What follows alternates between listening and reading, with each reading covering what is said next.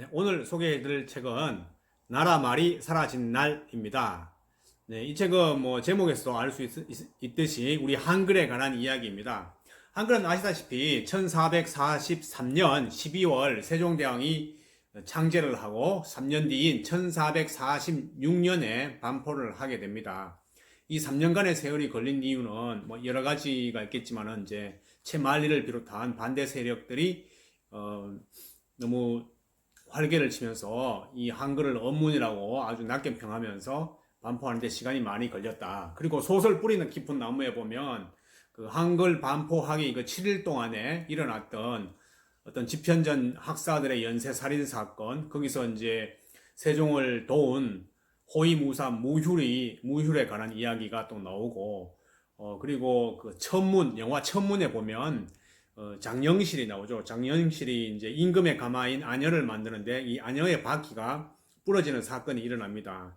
이것이 그냥 저는 단순한 사건인 줄 알았는데 그 영화를 보면 그것이 이제 한글 창제하고 굉장히 깊은 연관이 되고 그 과정을 통해서 장영실이 자기를 희생해서 세종의 그 한글 반포를 돕게 되죠. 그래서 장영실은 결국은 그 아녀에 대한 책임을 지고 곤장 80대를 맞고 아마 죽었는지 살았는지 그 이후에 기록은 없지만 아마 곤장 80대 정도면 이제 사람이 살 수 없는 정도로 하니까 죽었지 않았나 이렇게 생각됩니다. 이렇듯 한글은 이렇게 반포하기까지가 굉장히 그 우여곡절을 겪으면서 1446년에 우리 글이 드디어 이제 세상에 나오게 되죠.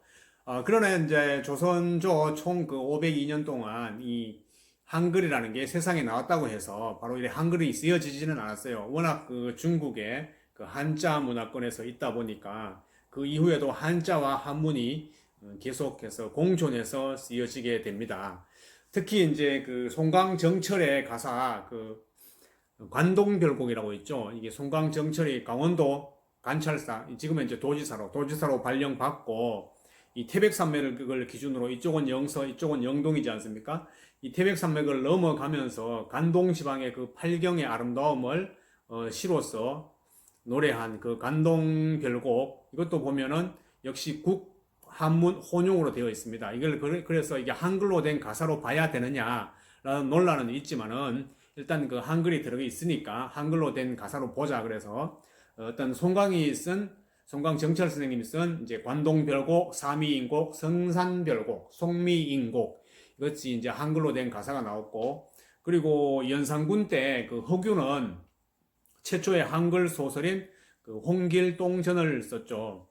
사실 이게 이 홍길동전은 허균이 썼다 안 썼다 이렇게 논란은 많은데, 우리가 이제 교과서에서 그렇게 배웠으니까 어떤 최초의 한글 소설은 이제 연산군 때 허균이 쓴 홍길동전을 썼고, 그리고 이제 고종 시절에 오면 이 한글을 국문으로 삼아라 라는 이제 국문 칙령까지 내립니다. 그리고 드디어 1896년에는 최초의 국문 전용 신문인 드디어 독립신문이 탄생하게 되죠.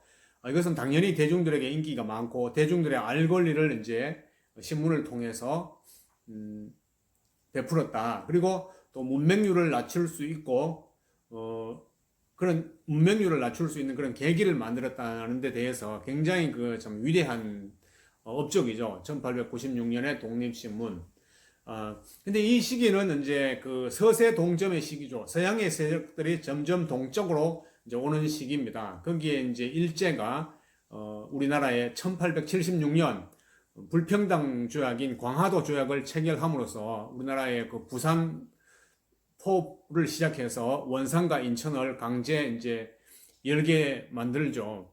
그러면서 일본은 이제 한국의 어떤 침략의 절호의 기회를 삼습니다. 이것이 1876년인데 공교롭게도 35년 뒤인 1910년에 경술 국치를 당하면서 일본에게 우리가 식민지화 되면서 그 식민지 기간이 또 35년, 1945년까지 35년 기간이죠. 이게 1910년을 기준으로 과거의 35년, 후반의 35년 이렇게 이제 나눌 수 있는 거죠. 그 일본이 이제 한국에 오면서 제일 먼저 한 것이 바로 이제 조선호 말살 정책이죠. 말살 정책.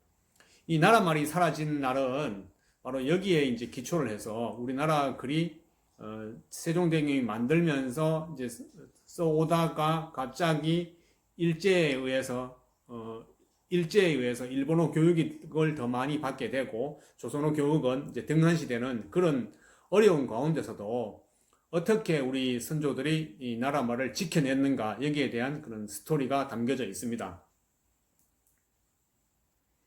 이 책의 저자는 정재환님입니다. 우리에게 어떤 방송인으로서 개그맨으로서 많이 이제 친근한 사람이죠. 저도 이 사람 좋아하는데 이분이 그 굉장히 한글 사랑에 빠지면서 성균관 대학교에 그 한글 운동사를 연구를 합니다. 그래서 2007년도에 석사학위, 2013년도에는 박사학위까지 받아요. 지금도 이제 방송 사회자 일을 하면서 한글문화연대 공동대표, 한글학계 연구위원 등 한글과 관련된 여러 홍보 대사를 맡고 있고 한글 알리기 활동을 열심히 하고 있는 분이죠. 저도 이분이 굉장히 그 어떤 좋아요. 어떻게 이렇게 한글에 대해서 한 분야를 그렇게 집중적으로 팔 수 있는지 굉장히 존경스러운 사람입니다. 이 책에서는 제일 먼저 주시경의 이야기로 이제 많이 나옵니다. 주시경은 1876년 11월 7일 황해도 봉산군 무릉골의 가난한 농가의 아들로 태어납니다. 이때가 바로 이제 1876년 바로 이제 서세 동점과 일본의 강화도 조약으로 조선 도발을 시작하는 그런 격변의 시기죠. 이때 태어나서 1876년에 태어나서 13세인 1888년 큰아버지인 주형만의 양자가 되어서 서울로 이주하게 됩니다. 이때 정말 잘 갔죠. 만약에 이때 서울로 안 갔으면 아마 이 주시경 선생님은 황해도 봉산군에서 여러분 안녕하십니까? 농사만 짓고 있었을 것이다. 그러나 이제 13세에 서울로 가서 서당에 다니게 됩니다. 이 서당도 다 같은 서당이 아니고 격이 있어요. 그래서 처음에 상인과 중인들을 대상으로 하는 공부하는 그런 서당에 다니고 있었는데 주시경 선생은 좀 더 나은 공부를 하기를 원해가지고 찾아보니까 그 이희종이라는 진사 밑에서 배우면 좋겠다. 그래서 이희종 선생님을 찾아가요. 마침 이희종 선생님도 주시경의 총명함을 보고 그래 내 밑에서 배워라 하면서 허락을 해줍니다. 거기서 이제 공부를 하게 되죠. 그때 서당의 공부는 뭐예요? 한자와 한문을 먼저 읽고 그걸 한글로 해석하는 거예요. 근데 이 주시경 선생은 이런 생각을 했죠. 왜 한자와 한문을 먼저 읽고 한글로 해석하지? 처음부터 한글만 하면 더 이렇게 의미 전달이 빠를 텐데 이런 생각을 많이 하게 되죠. 그 당시에 이제 말을 들어보면 그런 말을 적으면 그만이다. 말을 적는 글자가 한자처럼 어렵고 거북했어야 어느 결을에 학문을 터득할 수 있겠는가? 만일 어문으로 우리말을 적는다면 노력은 적게 들고 얻는 것은 클 것이다.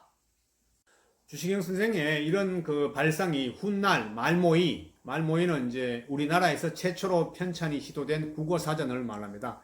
그래서 말모이 편찬을 하게 됩니다. 말모이 편찬은 1911년부터 4년 동안 지속되죠. 근데 1914년 7월 27일 주시경은 39세의 나이로 돌연 세상을 떠나게 됩니다. 아주 이 청천벽력 같은 소식에 제자들은 충격과 슬픔에 빠지게 되죠. 주시경이 먼저 시작한 이 말모의 편찬은 정말 위기에 봉착하게 되었는데 다행히 그 제자들이 끝까지 이 우리말 사전을 위한 조선어 학회도 만들고 그런 노력이 이제 계속 이어집니다. 그러던 중 1931년 1월 6일 이우식이 조선어 편찬의 회장이 됩니다. 이 이우식이 이제 회장이 되면서 조선의 편찬회가 굉장히 활기차게 되죠. 근데 이제 사전을 만들려면 돈이 필요한데 이 자금 조달에 굉장히 애를 먹었어요. 이때 이제 정면으로 나온 사람이 누구냐면 이우식이라는 사람입니다. 이 사람은 자기가 솔선수범해서 그 당시에 1만 원을 기부를 했고, 그러니까 이제 밑에 조선어 편찬회에서 장현식, 조병식 등 민족 지사들이 이제 여러 명을 움직여서 후원회를 조직하고, 이 후원회에서 다시 또 1만 원을 기부했어요. 여기서 지금 말하는 1만 원이라는 것은 우리나라 지금 현재 가치로 하면 약 한 10억 정도가 된다고 합니다. 왜냐하면 이 당시에 근로자 한 달 월급이 21원이었는데 21원을 지금의 이제 근로자 한 달 월급인 200만 원으로 환산했을 때 약 한 10억 정도를 기부했으니까 약 한 20억 정도를 받았는 거죠. 정말 어마어마한 그 한글에 대한 사랑이죠.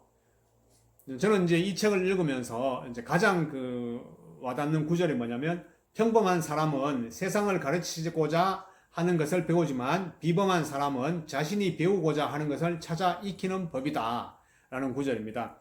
여기서 이 비범한 사람은 자신이 배우고자 하는 것을 찾아서 익히는 법이다. 그러니까 내가 어떤 배우고자 하는 것을 목표로 정해놨으면 여기에 목표에 맞는 것을 내가 찾아서 배우는 그런 사람이라는 거죠. 보통 사람은 이제 스승이 가르쳐 주는 것만 배우지만 이 주시경 선생은 이제 그렇지 않았다는 거죠. 자기가 참 이렇게 39세에 돌아가신 게 너무 참 안타깝지만은 그 주시경 선생의 뜻을 받아서 그 이후에도 이제 한글 우리말 사전에 계속 이제 공헌을 해줬다, 그런 이제 이야기가 이 책에 나와 있습니다. 이건 주시경 선생님 외에도 이긍록, 정태진, 이봉창 등 여러 명의 그 애국지사 이야기가 아주 상세하게 나옵니다. 마치 이 책은 어떤 그 일제강점기 때 한글에 관한 한 어떤 어떤 백과사전적인 책입니다. 거의 모든 것이 나와 있어요. 근데 한글을 우리말 사전을 만들면서 거기에 이제 일어나는 그런 에피소드들이 아주 그 적나라하게 다 기술이 되어 있으니까 아주 좋은 책입니다. 한 번씩 읽어보셨으면 꼭 좋은 책입니다. 정말 추천드립니다.